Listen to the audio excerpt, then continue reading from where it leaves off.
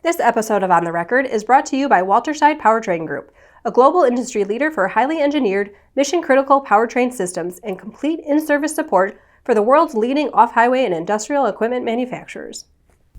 I'm Executive Editor Kim Schmidt. Welcome to On the Record. Here's an update on what's currently impacting the ag equipment industry.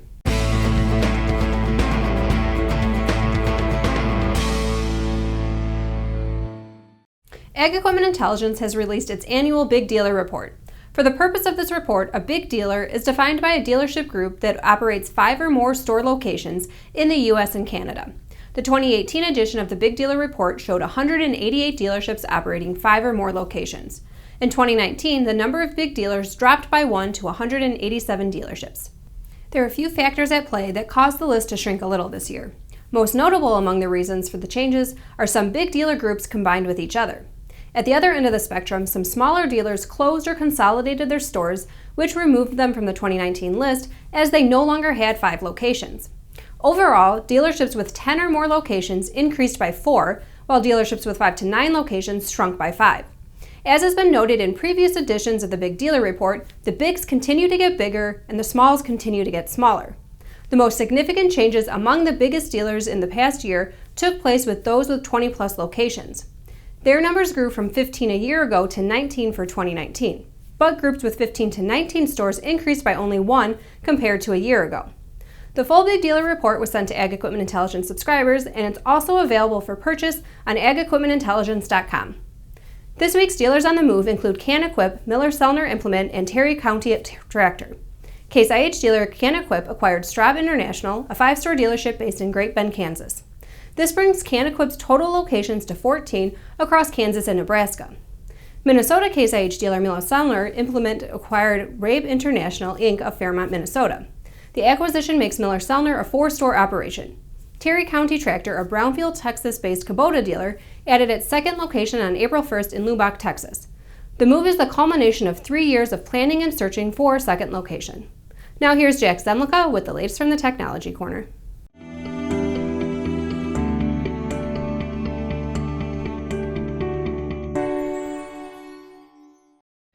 Thanks, Kim. One of the reasons why there's been increasing interest in optical sensor technologies or in sensor technology as a whole is increasing input costs, which are creating tighter margins for farmers. While there is still plenty of theoretical outcomes, farmers are most interested in practical impacts that sensing technology can provide, according to Dr. Ray Acevedo, agronomic consultant. Only recently, he says sensing technology has begun to tie in agronomic payback to offer measurable ROI for farmers.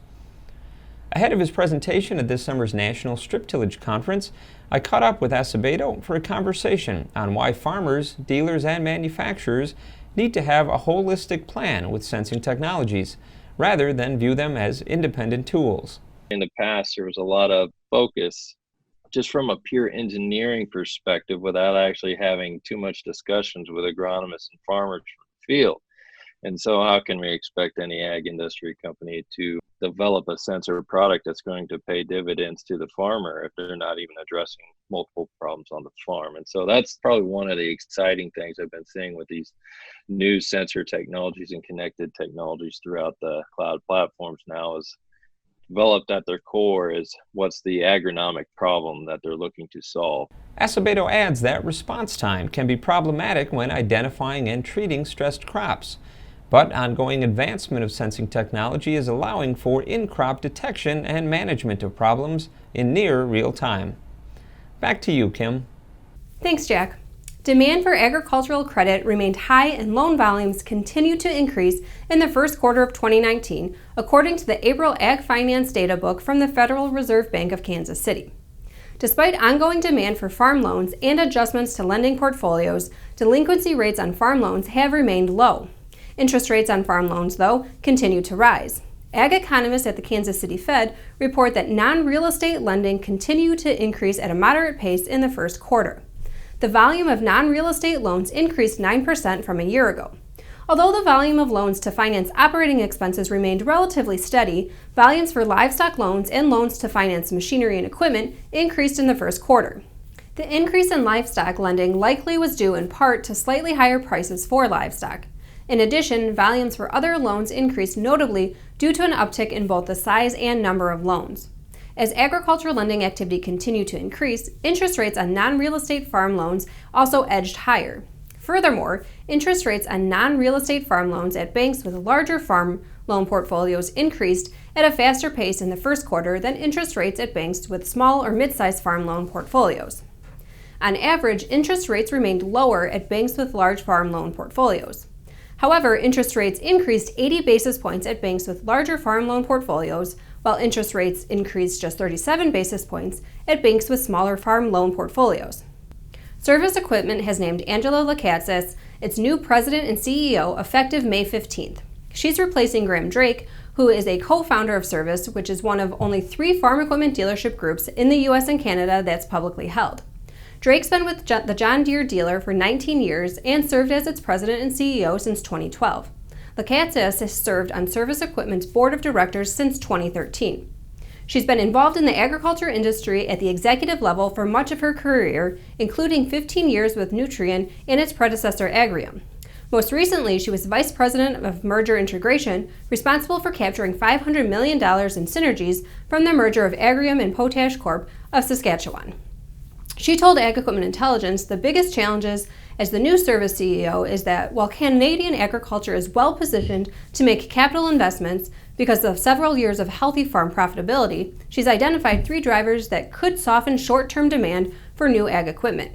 The first is flat net cash farm income in 2019. Lekatsas also expects pricing pressure on new equipment from a weaker Canadian dollar and rising manufacturing costs that could translate into profit pressure for both dealer and farmer. She also sees the uncertainty created by geopolitical tensions resulting in tariffs and other trade barriers. This can make farmers nervous about big equipment decisions, she says, and includes the Chinese canola situation in this bucket. We'll have more on Lekatsas' comments in an upcoming Ag Equipment Intelligence coverage.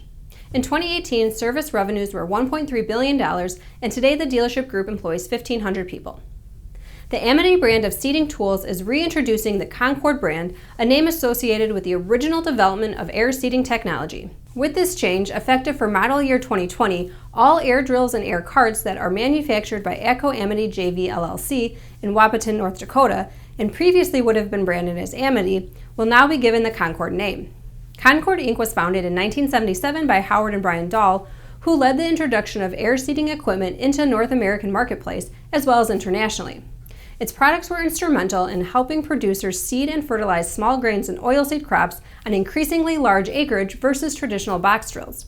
Concord was the first to manufacture an air drill with row-by-row packing and precision depth control, the first to put down fertilizer below the seed at the same time as planting, and the first to build a machine that could change seeding and fertilizing rates on the go. In 1996, Concord was sold to Case Corporation, but the remaining assets and staff were used to launch Amity Technology. Since then, Amity Technology acquired Fargo Products, an air seeder and cart manufacturer, in 2007, and entered into a joint venture with ATCO in 2011. North American sales of tractors and combines for the first quarter of 2019 were mixed compared to the average first quarter sales for the last 5 years. Unit sales of under 40 horsepower tractors in the first quarter of this year were up year over year less than 1%. But compared to the average first quarter sales between 2015 and 19, sales through the first 3 months of the year are up 17%. For utility tractors, unit sales were down 2.8% on a year over year basis.